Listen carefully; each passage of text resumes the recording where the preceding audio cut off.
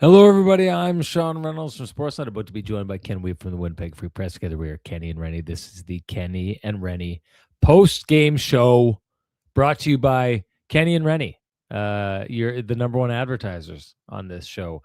They don't mind me. I may have entirely lost the rhythm of hosting this show. It's no big deal. Someone let the comment here earlier on. Let me bring up this comment where they said, well, come on. Let's see. I can't even work this thing anymore. Stephen Braun Coaching says, no easy way to say this, Renny. We were with someone else. His name is Paulie, and he made us feel safe when you were gone. Good job. I don't know what this means. Made you feel? Do I make you feel threatened? Is that what's happening here? Is this been my shtick the whole time? Is making poor Jets fans feel threatened? I don't know. I'll try and do better, or maybe I'll just keep doing that. Maybe that's just what I'm going to keep doing, is making you feel threatened, because people have been showing up for a reason. Maybe I make you feel, maybe I'm like a horror movie. You know what I mean? You throw on the horror movie, people like to feel scared. They like to feel at unease. And I'm, the podcast version of that whole thing, the sports podcast version of that whole thing. Regardless, it's time to get back into the swing of things. I know what some of you are going to say. You're going to say, Renny, you look tired. I am tired. Okay. It's 7:30 in the morning, Milan time. I've been staying up to try and make sure that KNR keeps on serving the people. So why don't we do that? And why don't we do it by hopping into my good old Toyota, jumping in, and let's go on the opening drive for Jim Pattison Toyota on Regent. I'm going to start this with a little bit of an Olympic antidote. Not antidote, anecdote. There you go. See, I knew I'd get it. A little bit of an Olympic anecdote. There was a conversation I had early on, before all the competition started, with Dylan Larkin of the gold medal. Yeah, that's what I said. The gold medal winning U.S. Olympic team, where he talked about the practice that they had just come off the ice from, and the Four Nations tournament that, kind of they had experienced up until that point and were kind of experiencing again, the kind of best on best thing. And he made this comment about, even the practices, how good they were, almost ruining NHL hockey for him when he returned. I don't know about you folks, but coming back after covering that tournament and that level of hockey, that level of investment, it's tough. It was a tough game. It was a tough game to watch. Tough to see, regardless of it working out in favor for the Winnipeg Jets. It's tough to see things like Marco Rossi just skate off the ice for a change and hand a 3-on-2 to the Winnipeg Jets that they convert for the end of the game. Like these kind of laissez-faire, careless mistakes when you come from, this environment where like every single play matters. There's going to be a little bit of that. There's going to be a little bit of a transition period as we get back into NHL hockey. And let's be honest with ourselves. There's going to be a little bit of a, slowness to the return of the game to players, like Gabe Velarde had said it. You heard him talk about it in the second period. He didn't like the time off. He didn't like, that he liked the pacing that the Jets were in. You're going to see a little bit of a kind of a letdown for players who were at Four Nations. Phil Roenick was a perfect example of that on the Jets' second goal. Skates behind the net, has a clear play to move the puck to one side and just gives it right straight back to the Winnipeg Jets and starts, the little bit of the churn that they had that ends up leading to the second goal. You're watching hockey that is clear mistakes that when you come from watching that tournament where basically a couple of, not even obvious mistakes end up costing Canada the gold medal, these tiny little fractions of mistakes that end up being the most momentous thing happening out there, to coming here and seeing these mistakes that seem like these blundering kind of, like I said, laissez-faire. Rennie's tired. It's 7:30 in the morning. I can't think of, the best way to describe it, but we're going to see a little bit of ham-handed hockey, it feels like, for the next little while. But what we also do see is really skilled players who are capable of taking advantage of that. We see what Kyle Connor looks like when he's back with the magic chemistry that he has with Mark Scheifele. It didn't take long to see that connected again. We'll have a conversation about that a little bit here, getting to see Gabe Velarde back into this thing. Thought it was a really good showing by Eric Comrie in this game. It ends up being a 3-2 victory for the Winnipeg Jets. Before I shut down the opening drive here, wanted to say I crunched the numbers. I sent Kenny, it was either a late night text here, an early morning text in Milan. I don't know. Time stopped meaning anything. I just go by how tired I am.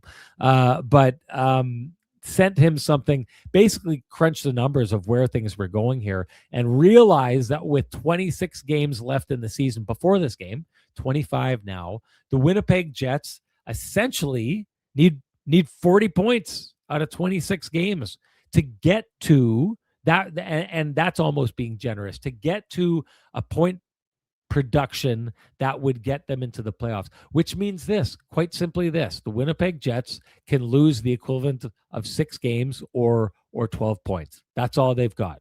So it was important that they got that extra point here tonight, because then it would have been down to 11 points. But this is basically what you're looking at right now. The Winnipeg Jets need to go the equivalent of 19-6 for the remainder of the season to make the playoffs.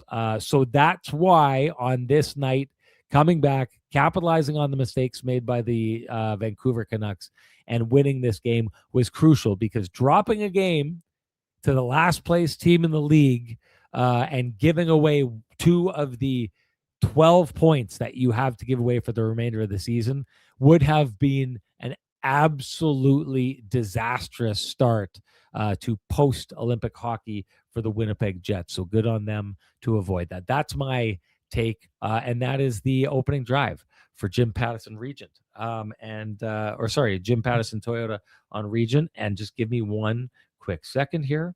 Ken sent me something that I'm going to trot out here. And hey, this February, which doesn't have a lot of time left, it's time to Toyota at Jim Pattison Toyota on Regent. Finance the new 2026 Prius plug-in hybrid from 2.49%, plus receive up to $2,500 in electric vehicle rebates. But hurry, the offer ends March 2nd. Visit Jim Pattison Toyota on Regent for a test drive today. And hey, I don't know if I'm getting too personal with this, but you know how I had it all planned out? 2024 RAV4. 2026. Mrs. Renny sounds like she's going rogue. She wants a Prius now. She's going to go in that direction. She's going to cut me right out of the decision-making process. And maybe it's this ad that did it. So if you feel like getting reckless like Mrs. Renny and just leaving people right out of the loop, you know what to do. You can head on over to Jim Pattison Toyota on Regent and get all those great things that they were just talking about there. Anyways, speaking of great things, let's bring in one of the great things in my life, and one of the things that I've really missed for a long time since I've been gone. Going to be great to see him back. Time to bring in the man with the best music in the business. You know who that is, folks. Time to bring in my main man, Kenny.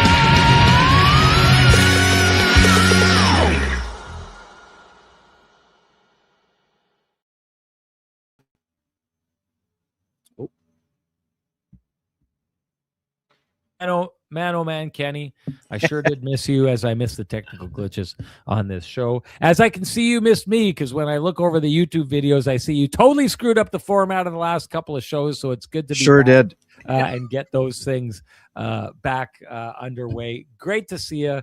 How are things going, and what did you think of tonight's game? Yeah, good to see you as well, buddy. Missed you for sure. Just figure for people who can't see over my shoulder, we haven't had Kevin Bieksa on in a long time. I know you got to spend some time with him Juice. in Italy, but this is one of the Bieksa's finest moments here after a big goal, crowd going wild. So Is that the one that came off the boards and no one knew where the puck was, and he just basically shot the puck into the net when no one knew where the puck was?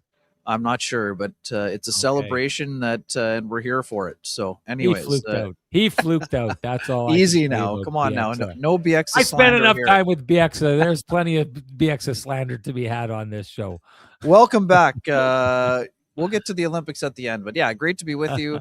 Yeah, obviously, certainly not the same pace that you saw out in Milano in this game here, Sean, but it was a fun game. I mean, it was there were enough mistakes to keep things interesting. I think both goalies were busy. I mean, obviously, pretty sure Comrie wouldn't have liked the first one that squeaked through the pads, but otherwise, I thought he was quite solid in the game.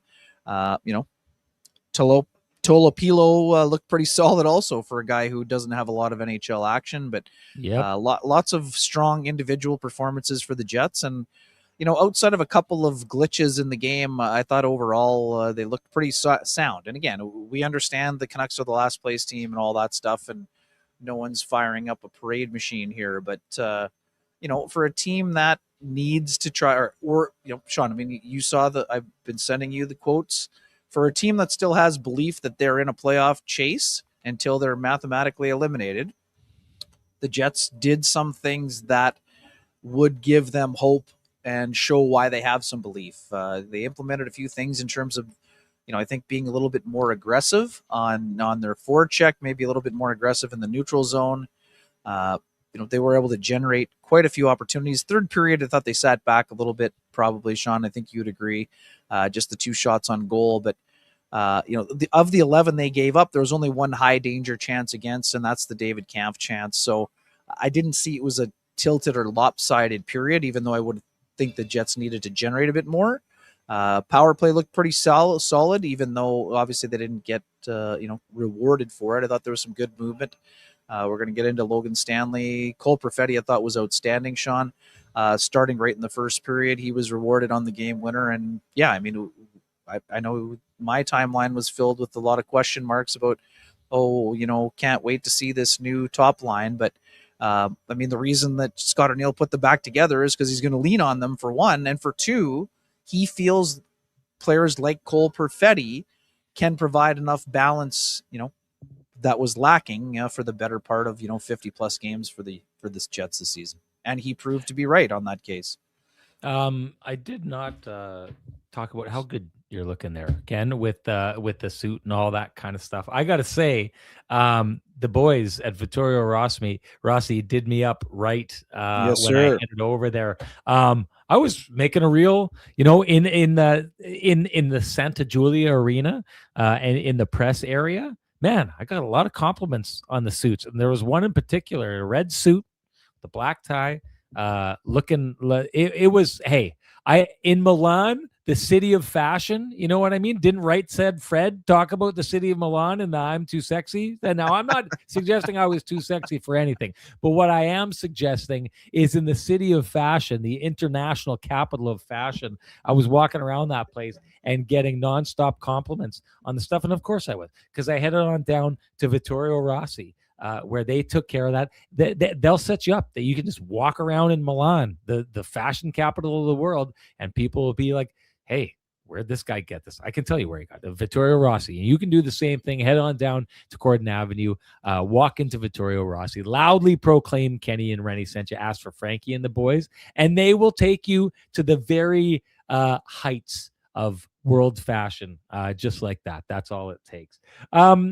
Yes, Okay, sir. I wanted to. Someone had made a great comment that I think is going to be the flame in comfort. I'm ready to hand this out. It's funny how often and how quickly I'm able to hand this out early these days, just because. But where is it here? Okay, Bobby B says, Sean, it was like a preseason game with the Jets resting all their starters and dressed all their young guns.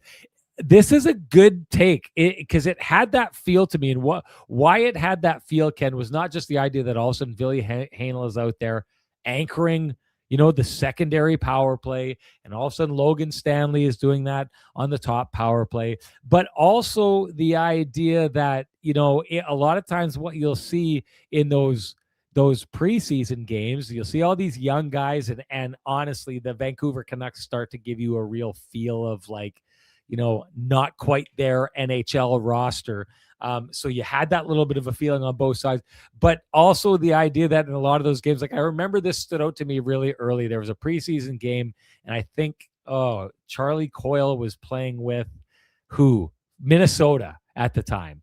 And it was a preseason game, and Charlie Coyle just went out and took care of business. You know what I mean? And it was like, well, yeah, he's an NHL guy. The rest of these guys are AHL guys. And sometimes it's just that the NHL guys just take over games like that. And that's exactly what happened with Mark Scheifele and Kyle Connor and Gabe Vilardi in this game. Like, they were able to elevate above the rest of the fray. They're the reason the Winnipeg Jets win that game, because they're high-end NHL talent, and it felt like there was not a lot. It did have a preseason feel. So Bobby B absolutely nails it. And that is your K&R hot take, brought to you by Flame and Comfort, Manitoba's premier supplier of fireplaces, wood stoves, inserts, and everything hearth-related. After 50 years heating up your world, Flame and Comfort has moved to 1465 St. James Street. When you get down there, you're going to find it is one of the most impressive showrooms in Western Canada. You don't need your hot takes to keep that warm feeling inside, folks. Visit Flame and Comfort.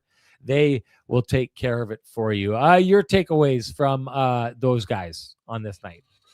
Yeah, I mean, it's interesting. I mean, it has been a debate for some for a long time. And Sean, we've talked about this before. I mean, I understand why they split them up, and I also understand why they brought them back together. I mean, sometimes even when you're a really good top line, sometimes you need a little bit of time apart. Now, again, we know it wasn't necessarily for play, but that line started to get scored on a little bit too often. And then they were also looking for some secondary scoring. So Gabe Vilardi went to the second line with Perfetti and Lowry, and they got some stuff going as well. But I like the fact that he put them together, because we know that there's chemistry with those players. And Sean, not just the 2 goals and how pretty they were. The Jets' top line didn't give up anything, right? That's the whole thing in the debate. I mean, you got to be able to outscore your mistakes. But for me, one of the things that stands out most, and Scott O'Neill talked about it at the end of his availability tonight, Sean, it wasn't the Kyle Connor goal.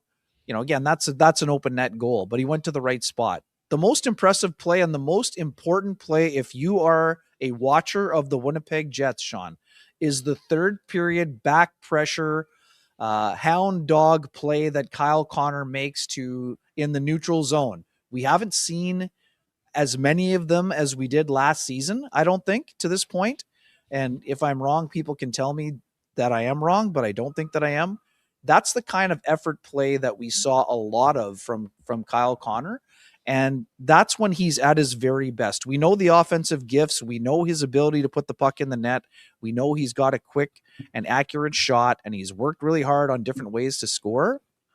But when Kyle is a strong two-way player, that's when he's at his very best. I think it rubs off on his line mates.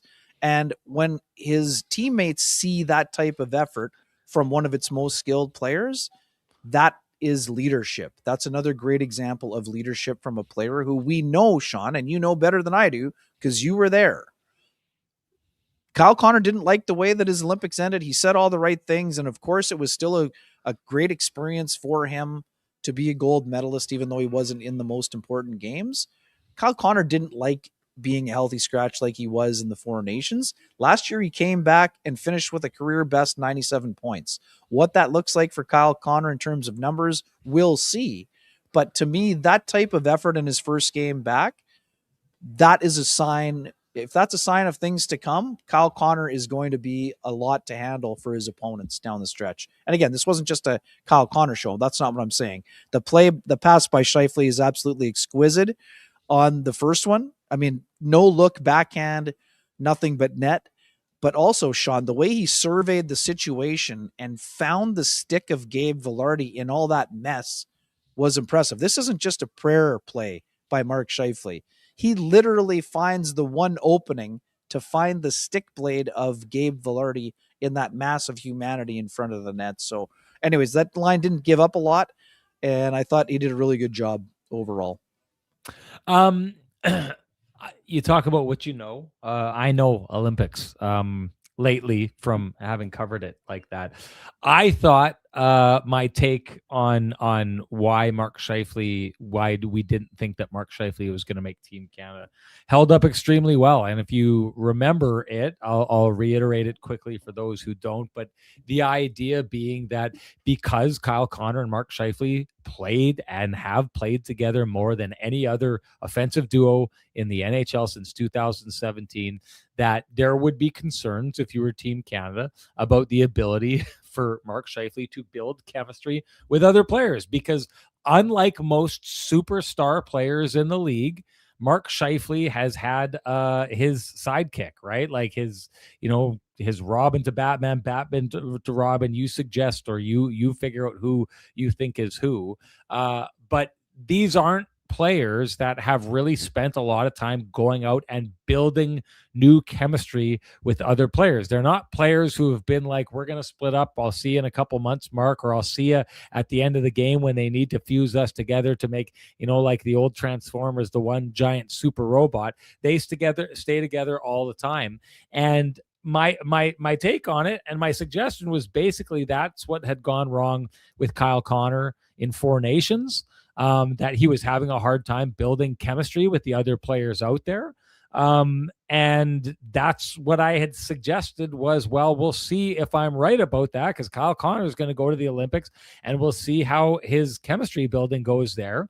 And what we saw was it didn't go well for Kyle Connor. Now, you talked about it, Ken. I'm sure he was frustrated, but the fact of the matter is the first two games that Kyle Connor played, he went without a shot, which is not that. I mean, if you want an indicator that a player like Kyle Connor's game is not going well, it's that he's not getting shots, because that's what he does. That's how he puts the puck in the back. I mean, every player does that, but that's one of the things that he does. He gets lost and he puts the puck, on the net, into the net, all those different kind of things.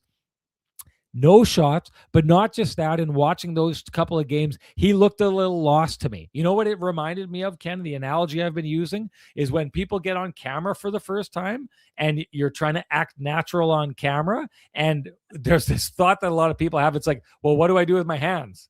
And then you'll see people who like park their hands at the side, or they'll like grab them, or they'll do something, but they don't know what to do with their hands. It felt to me like Kyle Connor was on camera for the first time and didn't know what to do with his hands. He didn't know where to go. He didn't know how to play off other players. And what I saw was a player that was out there and was very, very much missing the chemistry that he has had the luxury of having with him the entirety of his career, basically. And because he couldn't find that chemistry or figure out the other players around him, he was out of the lineup. Clayton Keller stepped in and very immediately did well on that line, and that was it. Once Clayton Keller had a good and he ended up out of the lineup at some point as well, but once that happened, that was going to be it for Kyle Connor. He wasn't getting back in. So I think my take had aged extremely well through the Olympics. And then if you wanted any kind of quick explanation or something to reinforce that point, it's that first goal tonight. Kyle Connor goes from being in a situation where he's like, out of the lineup because he's not getting shots. He doesn't really know what to do. And he gets in this game, and there's a quick little play where Mark Scheifele doesn't even see him, but knows, I know Kyle Connor. I know where the soft spots are on the ice. So I'm just going to put the puck there. And my guess is that he's going to be there. I don't need to look and see that he's going to be there. I'm just going to throw it there. Sure enough, it's one of these plays that the goalie gets entirely fooled on, because no one's expecting him to do that, because the goalie is looking and he's seeing that he doesn't see Kyle Connor. Why would he ever put the puck there? Why? Well, because there's a chemistry that exists in between these two players that takes each of them and elevates their game. And you saw that again tonight. This was just a reunification of the chemistry. And my guess, Ken, is when he came back after Four Nations last year, Kyle Connor got back to playing with Mark Scheifele. And I'm sure for him, it feels like a breath of fresh air.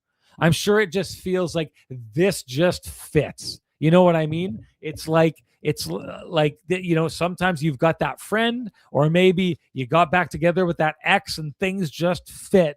But that's what we saw tonight. You want to know what makes Kyle Connor go?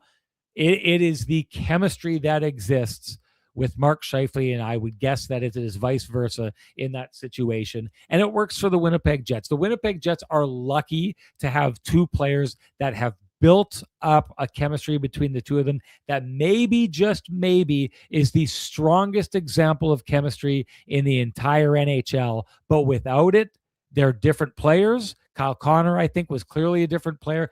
Back together, it's the kind of chemistry that has them pull off a victory on a night like tonight. Sounds like Kenny and Renny, Sean, with the chemistry, buddy. There you go. That's another welcome back for you. There you go. There you go. That's wake up call territory. Yes, that's a wake up call. Way to get back here. Way to get back here. Yeah, I should have made that transition. So hey, give me the Pristine Roofing wake up call, because I should have made that transition at that stage. I'm just glad you're still awake, buddy. I'm just glad you're still awake. It's close. It's tentative. I may actually be sleepwalking through this right now. I don't know. I'll see in the morning if I have a memory of this whole thing. In the meantime, you can give North End Rick the Pristine Roofing wake-up call at 204-981-6289. He's the one you want down at your place for all your roofing, siding, and exterior needs. You can also call Pristine Roofing directly at 204-237-7663. Give your home the Pristine Roofing and Siding wake-up call. You will be glad that you did. Okay, let's go to Eric Comrie away. Just quickly wrapping it up, just tying a bow on that here. Oh, yeah. 17 shot attempts for that line, Sean. Yes, some of them were on the power play, yes. But in the game, 17 shot attempts for Vilardi, Scheifele, and Connor. Connor, 4 shots on goal. Scheifele had 3. Vilardi had 2. Just really good chemistry from the 3 of them.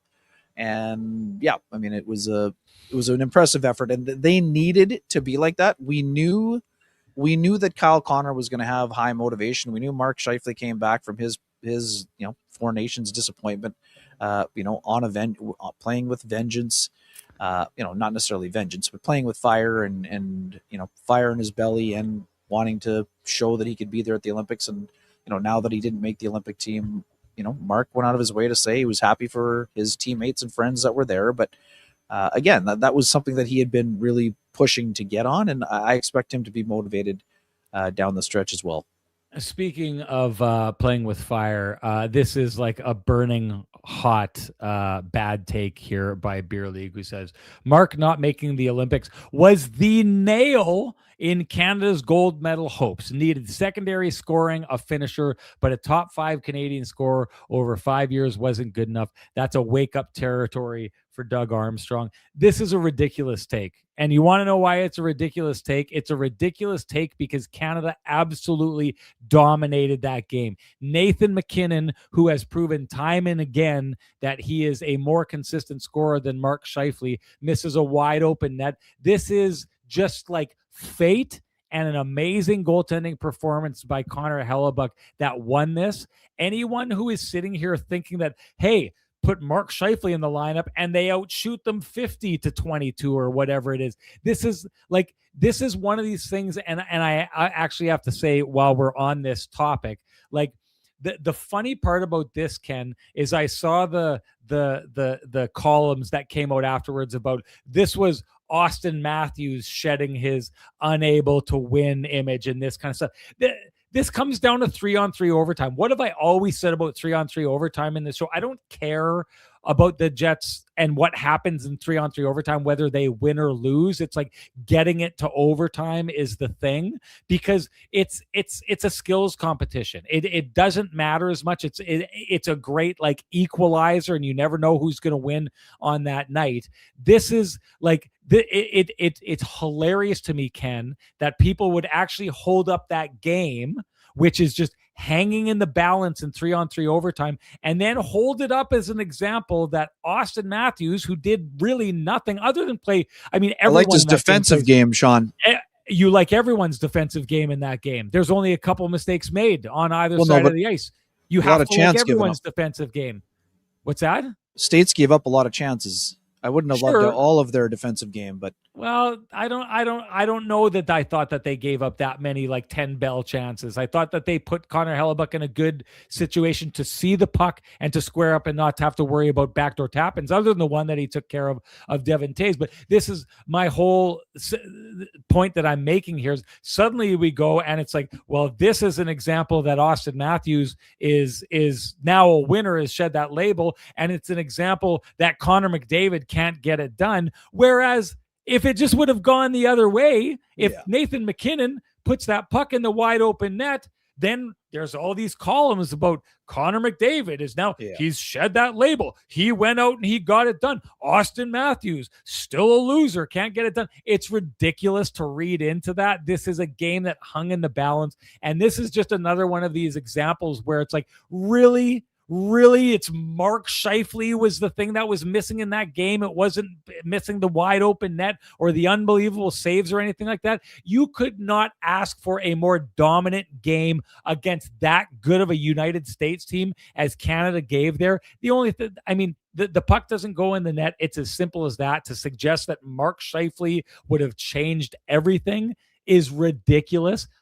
That said, Ken, I'm going to tell you right now, after watching that tournament, that I would have taken Mark Scheifele in that lineup over Brandon Hagel 1,000 times over. And that to me was like, but we can all do these things. I'm still saying they went out, they put together a team that dominated the States at the right time. What more can you ask for? You can ask for Nathan MacKinnon to hit a wide open net. That's what you can do. And then win a gold medal. That's what you can do. But to suggest here that there was something flawed about a Canadian lineup that dominated the United States in that situation, and even in the games against, Finland and the Czechs, for the most part, dominated play in those games as well. That's ridiculous. I think that maybe it was more of an insurance policy. I know it's not what Beer League said, but I do think there is a case to be made that after Crosby leaves the lineup, given how the secondary scoring dried up a little bit, I think that a lot of people, including Beer League and many Jets fans, would have preferred to have Mark Scheifele as the 14th forward so he could go in on the second line when they went to the nuclear option. Ahead of Nick Suzuki, who went out and no, Suzuki can stay on that line with Stone and Marner. He could have stayed with Stone and Marner. Well, that essentially is the second line that they were talking about. They were utilized as the second line. Like Nathan MacKinnon was the second line. And when they moved Nathan MacKinnon up, that stopped being the second line. Crosby's line was basically always the second line. It was listed as the third, but it was basically the second line was a second line placeholder until Nathan MacKinnon got off that line. And then they were like way down there. So that third line, the Crosby line, is supposed to be that line, but it's the Crosby thing hurts. And that's the other part about this. Yeah, sorry. That's the other part about this is injuries. You lose out on Josh Morrissey, one of the highest scoring defensemen in the league over the last 3 years, one of the best puck moving defensemen. You lose out on Sidney Crosby, one of the most consistent goal scorers of a generation, still doing things, and a guy who you had showed was tied for second in the tournament in scoring when he left. That's not anything to sneeze at. This is injuries. This is a little bit of bad luck. This is hot goaltending. And to be honest, it's a couple mistakes made in the overtime that we can talk about at some point as well. And just lastly, too, you were there. Sam Reinhart did not have the tournament anyone was expecting again. No. Right? This is the guy that had 57 goals a couple of years ago. And outside of the redirection, which was beautiful, Sam was not playing the way that he normally does, and that's why he wasn't playing. Was he banged up, or there was no chance for him to because this is the tough part, and you can talk about reasons that Canada lost, and we're in this now, so let's just get right in. Canada loses that game for two reasons. Connor Hellebuck is one. Well, let's make it three. Like bad luck or lack of execution is another. If Nathan MacKinnon buries that puck, game's over. Canada's too dominant. U.S. is not getting back into that game. But The reason the States win that game is because the United States sat back. They did their bend but don't break thing. But the one thing that they did better than Canada, outside of Connor Hellebuyck doing what he did, was they refused to try to push too hard, make a mistake, and then get caught down ice and put themselves in a bad spot. They protected the house, and they said, all we're going to do is try to capitalize on Canada's mistakes to score. That's all they were going to do. They get it with the Boldy goal. And then after that, they get it twice in overtime. And they get it because Connor McDavid goes out the first time, and it does not make any sense to me. And he tries to skate through three guys, turns over the puck, gets caught down ice. It comes back, and Canada's in a bad spot. They're outmanned. You saw the Jets win it tonight when you've got really high skilled players and you've got an advantage on a 3-on-2. You can execute and you can exploit that advantage. And the States do, and they score, except they don't because Jordan Binnington steals it with that glove save, right? And then what happens is Connor McDavid goes off the ice, Marner's line gets out for a shift, and then Connor McDavid comes out and tries to do the exact same thing all over again. Goes through, the puck he doesn't get it past, he gets caught down ice. I don't know how Cale Makar gets caught down ice, but the States capitalizes on that mistake. So what the States did is they were more patient than Canada, and it makes sense that they were more patient than Canada because Canada, because they fell down that one goal, got into the rhythm of having to push and push and push and push and push to win that game. And they finally get that goal, and that's the rhythm they've established. The rhythm that the States has established for the entirety of that game is sit back and wait for our chance. So Connor McDavid goes out and tries to do something special to win it, but that's a lack of patience. The lack of patience there is it's 3-on-3 overtime, and possession means everything. If we've got the puck, they can't score. So what we're going to do is we're going to take this entire lineup of the best players in the league, and we're just going to keep working and working and working and working and holding on to the puck until someone makes a mistake. Like tonight, Marco Rossi skates off the ice, makes a bad change. There's your mistake. The Jets capitalize on that mistake. That's what you're doing. You're waiting for that moment.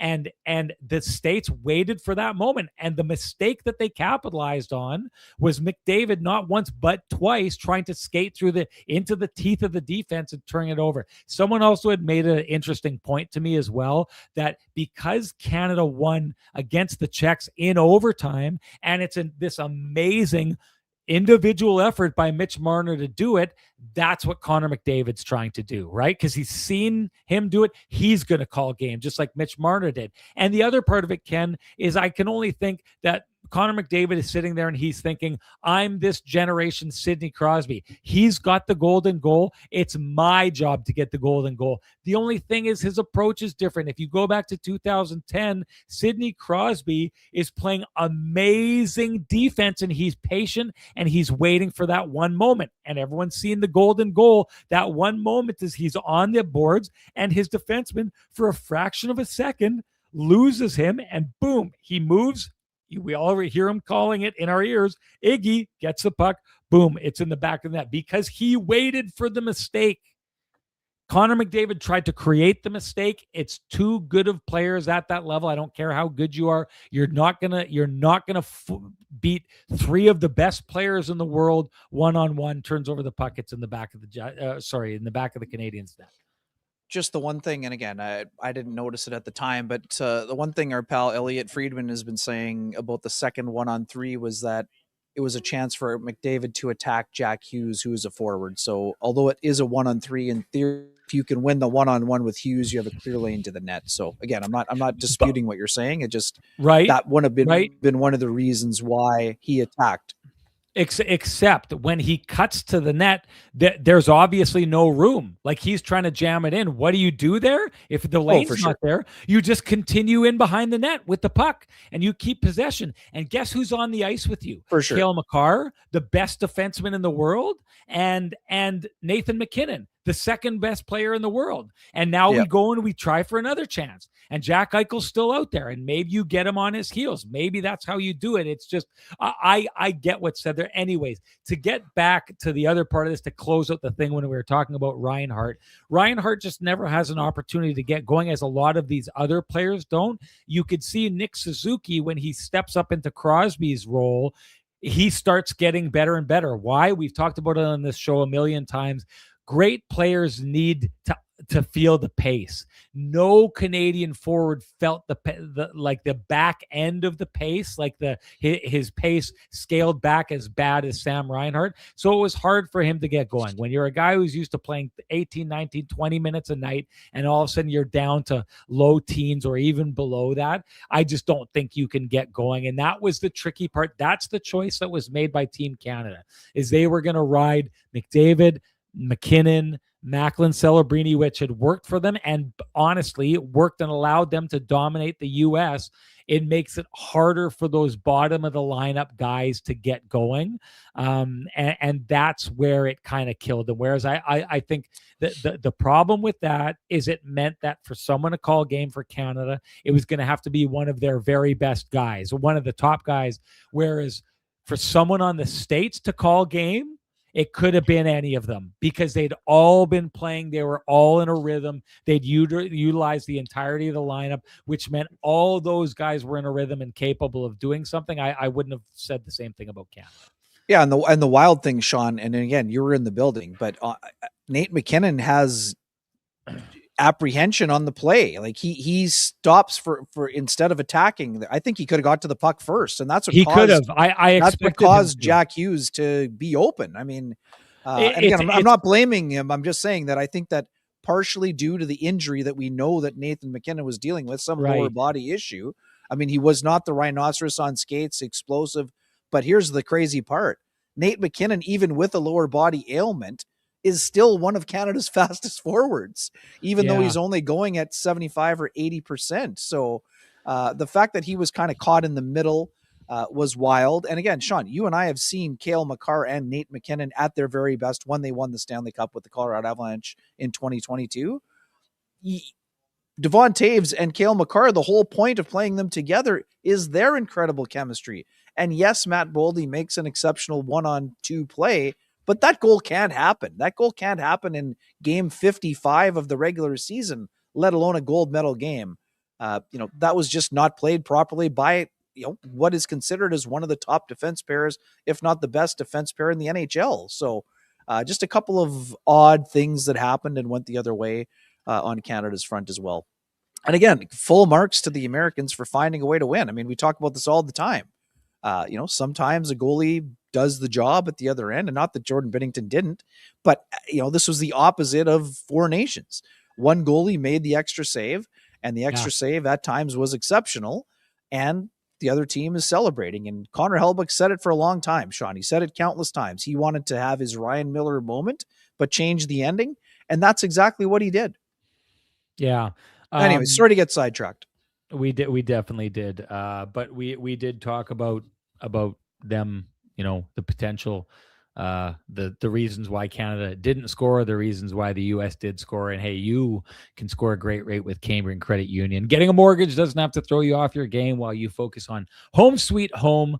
Our friends at Team Cambrian Credit Union take care of the mortgage part with their low rates. Whether you're looking for a new home, renewing, or making the switch, Cambrian is your mortgage MVP. They can help make the next season of your mortgage path easier and help save you money. Now that is what we call a win. Head to cambrian.mb.ca/rates for more. And just this news just in, and I don't have it to share with you right now. We will soon, though. They've got a Kenny and Renny page at Cambrian Credit Union for you to head there and navigate all of the things that you need to do.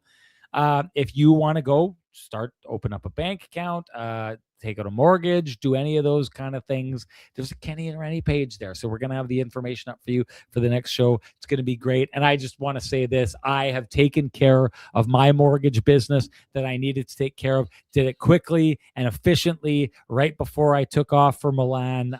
So I would say this, if you're looking for someone who's gone through the process with them and extremely happy with the process, I can tell you right now, very very happy with our dealings and how quickly things got taken care of by our folks that we deal with at Cambrian Credit Union.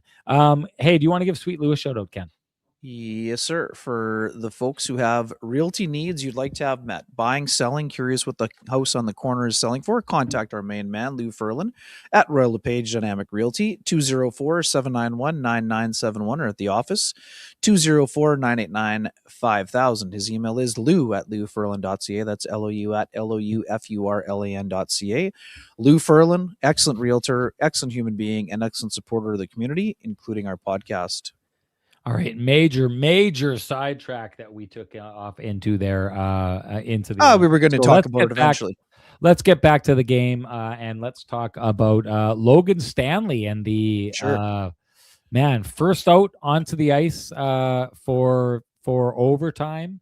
He's out there on the first power play. Did he end up with a career high in minutes? I believe so. It's 26 shifts for 25-34. I'd have to double check, but I believe it is a career high. 5 shots on goal, 9 shot attempts, 2 hits, 1 giveaway. So again, the question becomes this, Ken. Yeah. What we saw tonight, is this with a guy like Josh Morrissey out, is this just where Logan Stanley now slots into the lineup based on what he's shown this year? Or was there a little bit of showcasing the goods with the trade deadline right around the corner? No, I think that it's fair to say or speculate that it's a combination of both of those things, Sean. I do think that that's fair. With Neil Pionk also being out, it also, adds another layer and dynamic, as you touched on earlier, with Ville Heinola getting second power play minutes. But yeah, I mean, I wrote this after talking with Logan recently, and when he mentioned to me that Pat Morris would be having discussions with the Jets, we believe those discussions have happened. We don't know what how deep they went, how close they are, how far apart they are, but like I wrote, the rubber is about to hit the road, Sean. They're either going to, sign Logan Stanley to an extension, or they're going to have to move him. Sorry, Randall says lots of chatter regarding Logan Stanley. I think Boston Bruins would be a good example.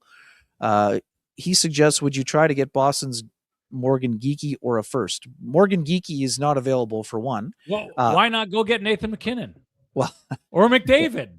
Like, why? Since we're shooting for the stars, now the second part of that. Let's get their next 7 first-round draft picks.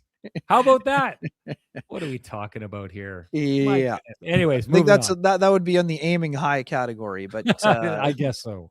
I think what is relevant. You could wear a 10-gallon hat. You would shoot over that hat. He's aiming so high. For sure. But what I think is important is that the Boston Bruins model is, to me, and I think we've talked about this briefly before. I don't know if it was with Paul or with Dennis or with you beforehand.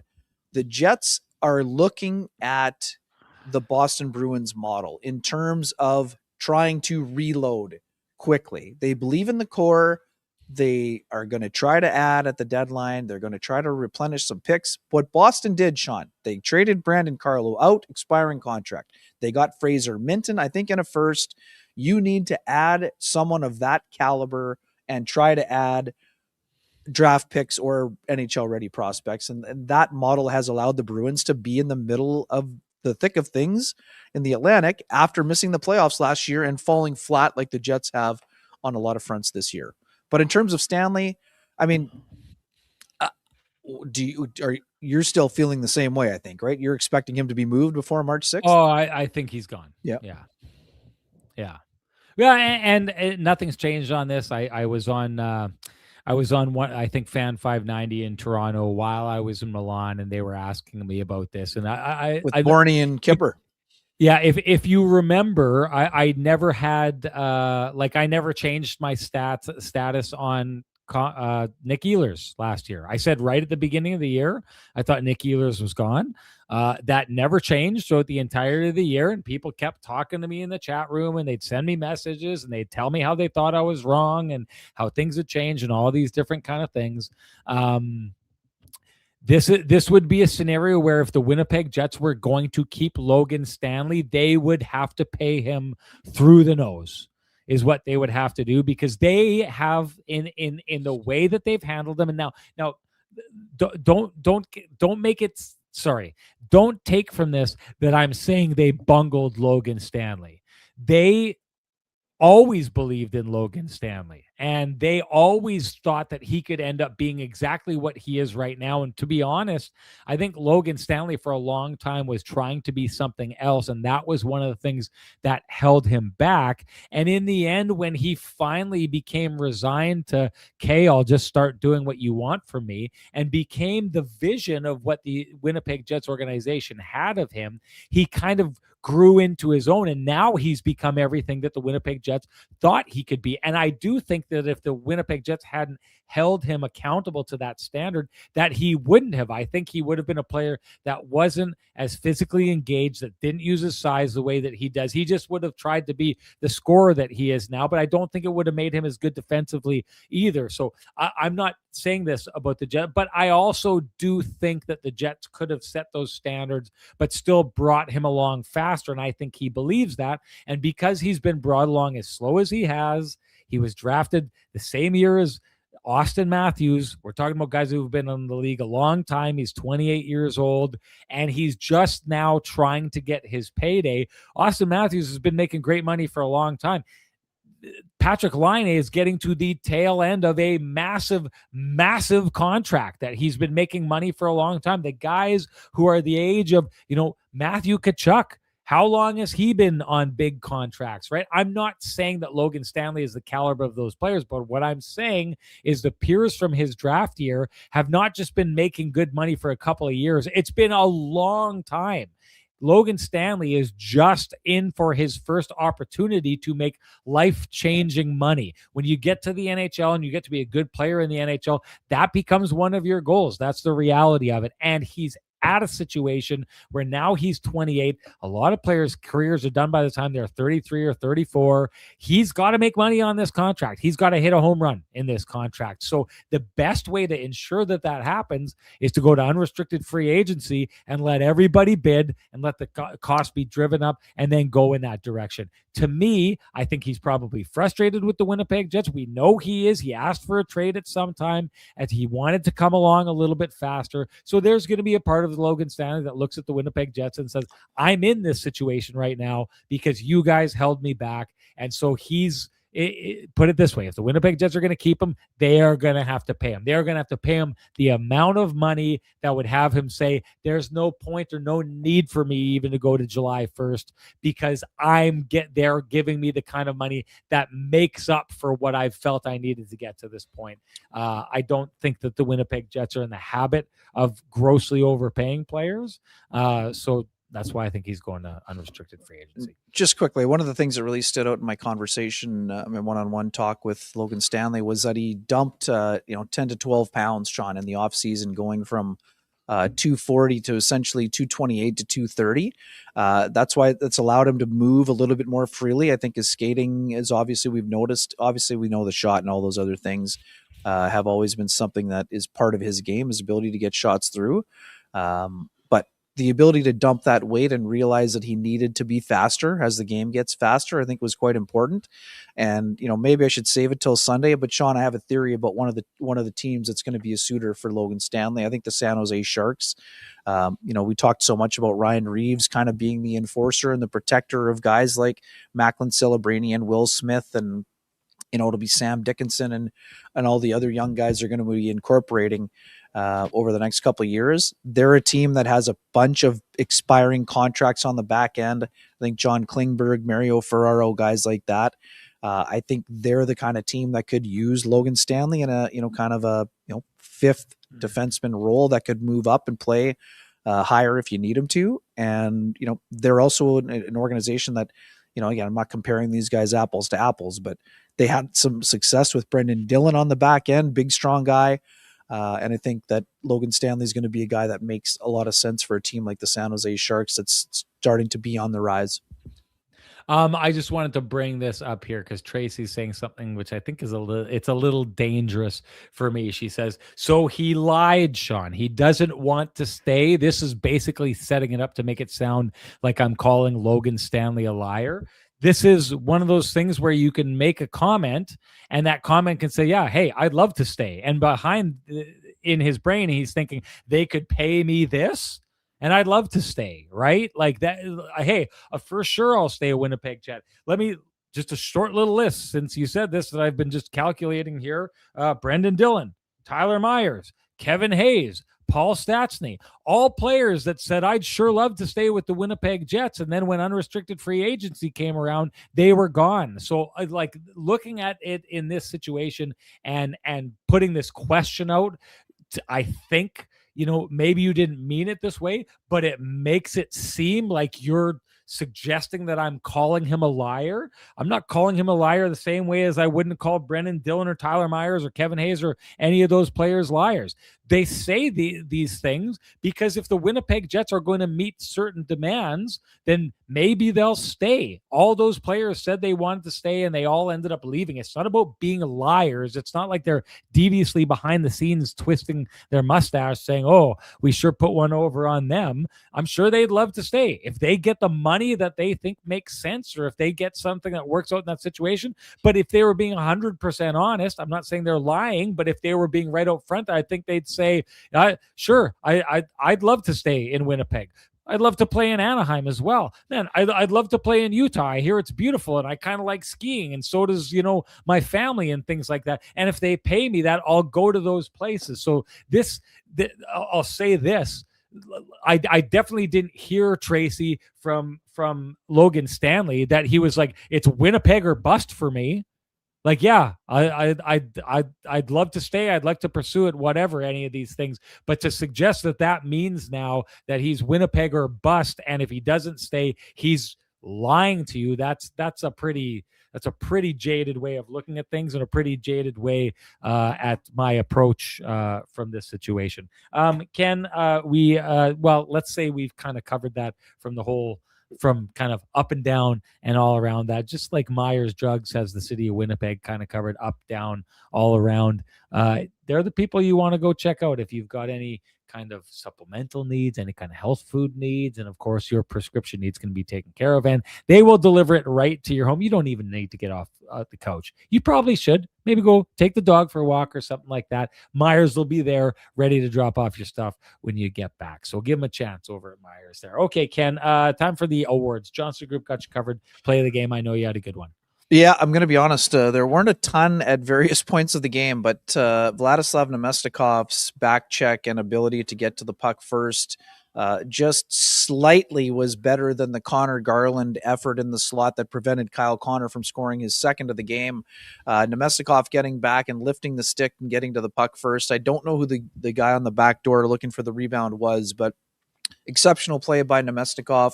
I think it was about midway through the third is my choice for the Johnson Group. We've got you covered. Play of the game. Nailed it.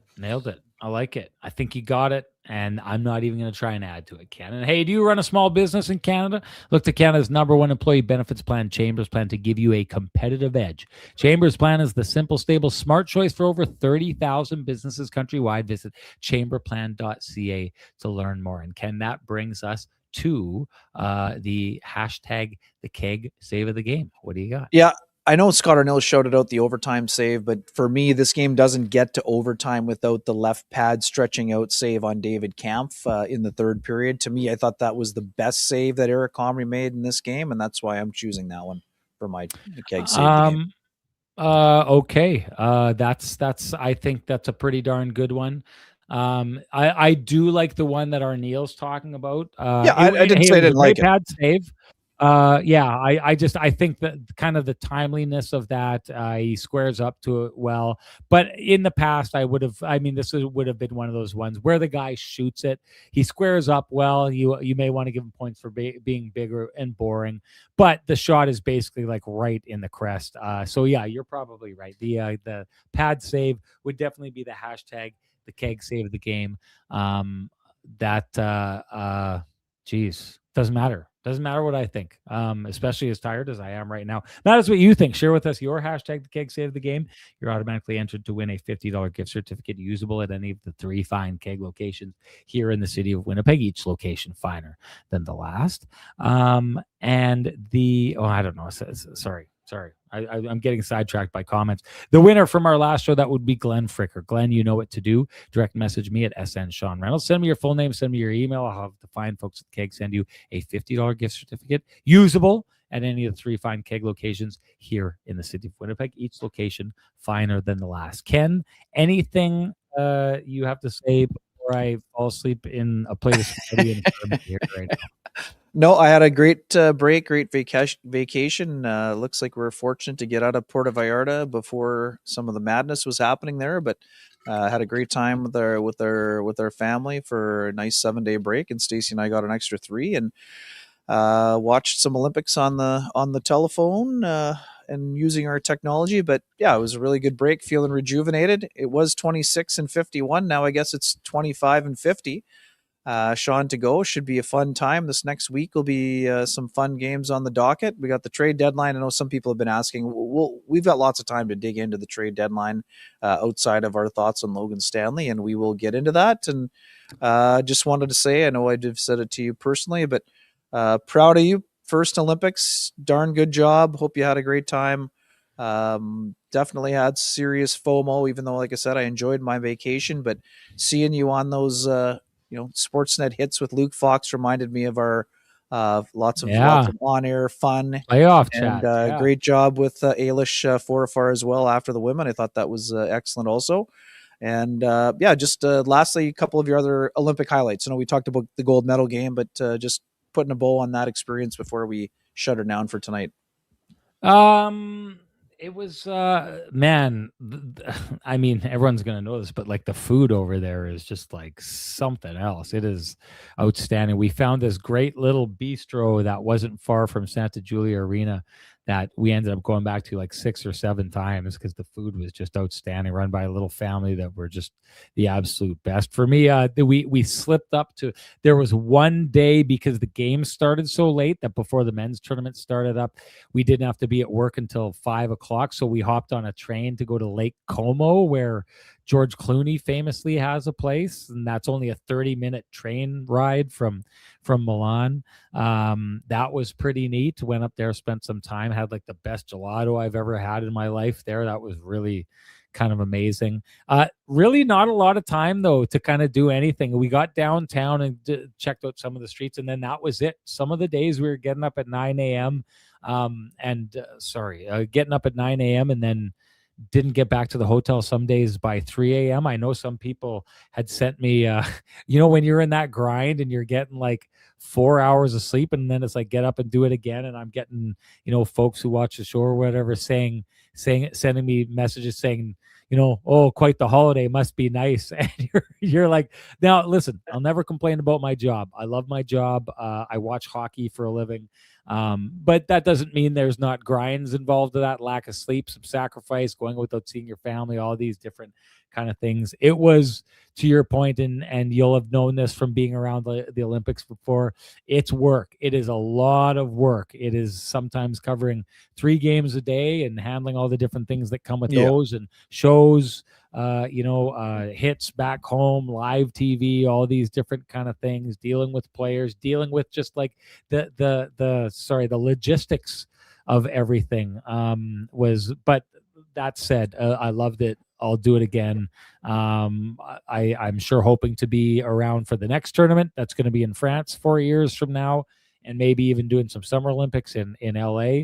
But yeah, it was a lot of fun chatting with everyone involved with it, talking to some of the medal winners, like seeing I'll say this, we've seen it in the Stanley Cup finals year after year after year, but there was something about covering both like the women's gold medal final and the men's gold medal final, the level of celebration and the level of heartbreak involved with that is something else.